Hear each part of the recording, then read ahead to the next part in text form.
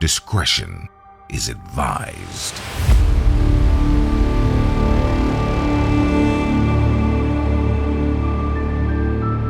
This is 10-Minute Murder.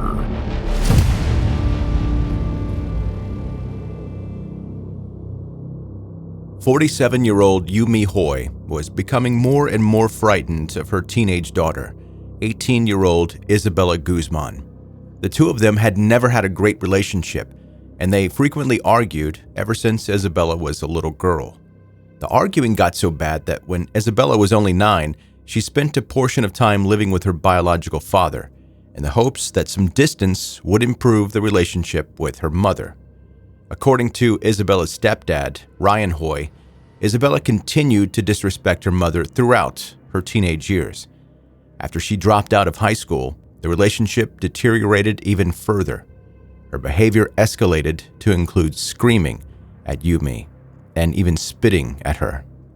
The assaults and threats came to a head on Wednesday, the 28th of August, 2013, when Yumi received a threatening email from her daughter. The email was simple, saying, "You will pay." But Yumi was so shaken by it that she and Ryan decided to call the police and report that their daughter had threatened to harm them. As well as calling the police about the threat, Yumi and Ryan called Isabella's biological father and asked him to come and talk to his daughter. Robert Guzman had always had a much better relationship with Isabella, and Yumi hoped that he might be able to calm her down. Robert was aware that Yumi and Isabella always had a strained relationship. Yumi worked grueling 12-hour days at her portrait studio in town, trying to support the family, but Isabella just, quote, didn't appreciate anything her mother did for her. Soon after the phone conversation, Robert Guzman drove over to the house, and he called Isabella into the backyard to speak to her alone.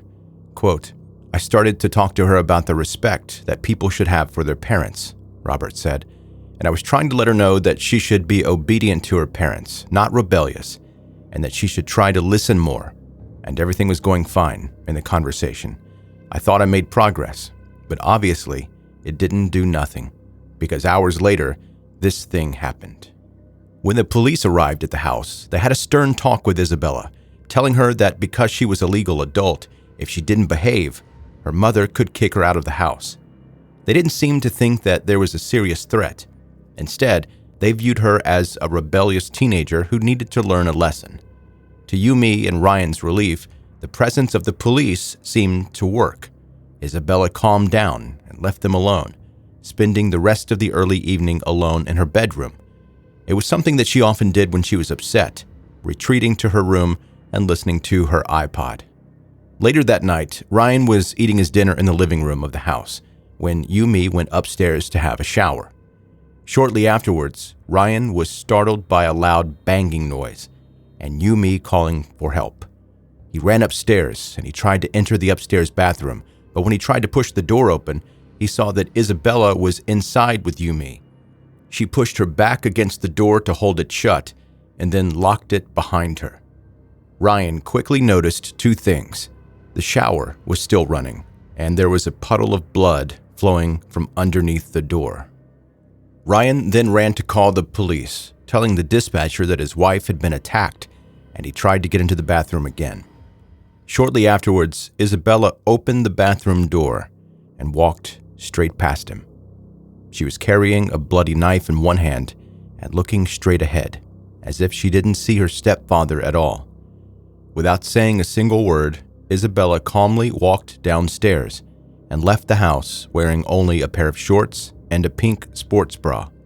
In the bathroom, Ryan saw Yumi lying naked on the floor. Her eyes opened and pointed in the direction of the ceiling.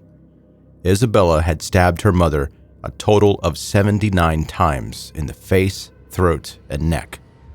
Ryan, who was still on the phone to 911, explained what was happening. The operator instructed him to clear Yumi's airway and start to perform CPR. He did his best to try to revive his wife, but her injuries were too severe. She was already dead. On Thursday afternoon, the police received a call from a concerned member of the public who believed they had seen a body inside a parked car. Officers traveled to that parking garage where the caller had been, found the vehicle, but now there was no sign of a body anywhere. A brief search of the car uncovered items that were believed to be connected to Isabella, so a canine team and several undercover officers were called in to thoroughly search the area. During the search, an undercover officer saw a teenage girl matching Isabella Guzman's description, walking calmly out of the parking garage.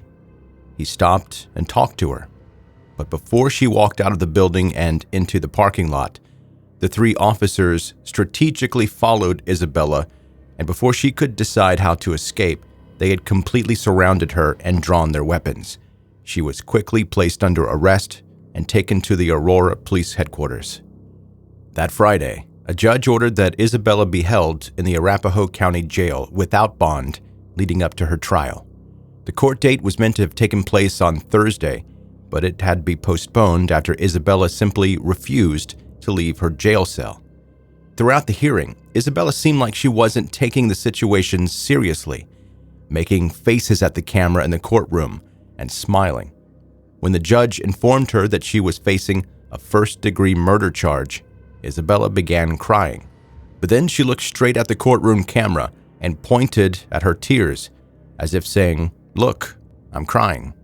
Isabella decided to plead not guilty by reason of insanity, and shortly afterwards, a psychiatric evaluation led to her being diagnosed with schizophrenia and found unfit to stand trial. According to Isabella, she hadn't realized that she was stabbing her own mother. Instead, she had been experiencing delusions that she was stabbing a different woman by the name of Cecilia, because she believed that she had to kill Cecilia to, quote, save the world. Isabella was institutionalized at Colorado Mental Health Institute, due to be released when the time came that she was found to be no longer a threat to herself or others. She spent 7 quiet years receiving treatment at the Colorado Mental Health Institute. Then, in 2020, 2 things happened. Isabella declared that she was now mentally fit for release, and she became an online celebrity. The footage from her hearing in 2013 had been reposted on TikTok, and bizarrely, she quickly gathered a fan base of supporters. The videos were reposted to music that romanticized Isabella's actions, including the Ava Max song, Sweet But Psycho. Commenters praised Isabella's physical appearance, filmed videos of themselves imitating the facial expressions that she made in court, and even created Instagram fan pages dedicated to photos of Isabella. Many people even suggested that Yumi must have done something to Isabella to result in the crime, or that Isabella's actions had been completely out of character for her, a sentiment that was partially shared by Isabella's biological father, Robert Guzman. Robert had previously told the media, quote, "Isabella's a good kid. She's good-hearted, but I don't know what could have happened, honestly, to provoke this kind of reaction." Isabella's aunt, Melanie Guzman, also believed that there was something more to the case. She visited Isabella a month or so before the murders and thought that she appeared to be a completely normal teenage girl. Quote, "Her demeanor was sweet," Melanie said, describing Isabella. "She's very coquette, and I can see her yelling, screaming, and storming off and locking herself in a room, but not being violent like that." During her time at the Colorado Mental Health Institute, she claimed that her outbursts of anger were a response to the abuse that she suffered from Yumi. She claimed that, while both of her parents were Jehovah's Witnesses, she made the decision to leave the religion as a young teenager, causing her mother to treat her very poorly. But she also said that if she could change what happened that day, or take it back, she would. Quote, "I was not myself when I did that," she said in an interview with CBS 4 Denver, "and I have since been restored to full health. I'm not mentally ill anymore. I'm not a danger to myself or others." In mid-2021, a judge approved Isabella's request to leave the institute to go to external therapy sessions, but her request to be discharged from psychiatric care was denied.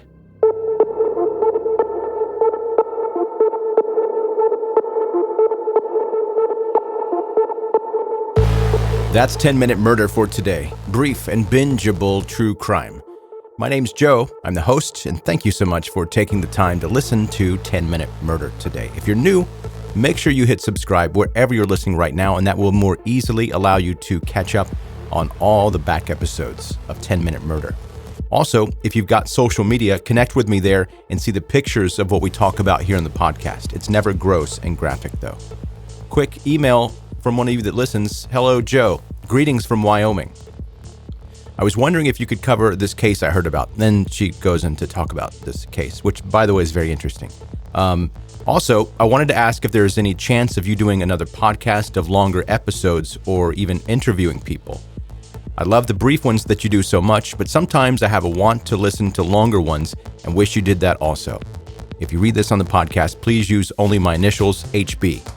Thank you for doing 10-Minute Murder. I almost said her name, HB.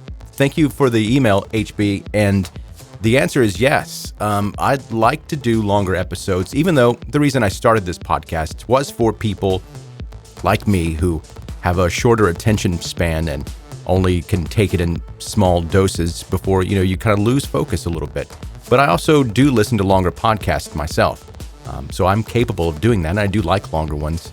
But yeah, I've done longer episodes for 10-Minute Murder also, so there's some sprinkled in back there. But I've thought about creating a new podcast where I do longer episodes and also, coincidentally, interviewing people as well. But there are no immediate plans to do that because just doing this one takes a lot of time and effort. So I don't currently have that bandwidth to do that, but hopefully one day pretty soon that I will be able to do that. That's my ultimate plan anyway, to have this, to keep this podcast, but also expand and do more and more. All right, that's going to do it. Thank you so much for listening to 10-Minute Murder. Have a good night, or morning, or day, whatever you're doing.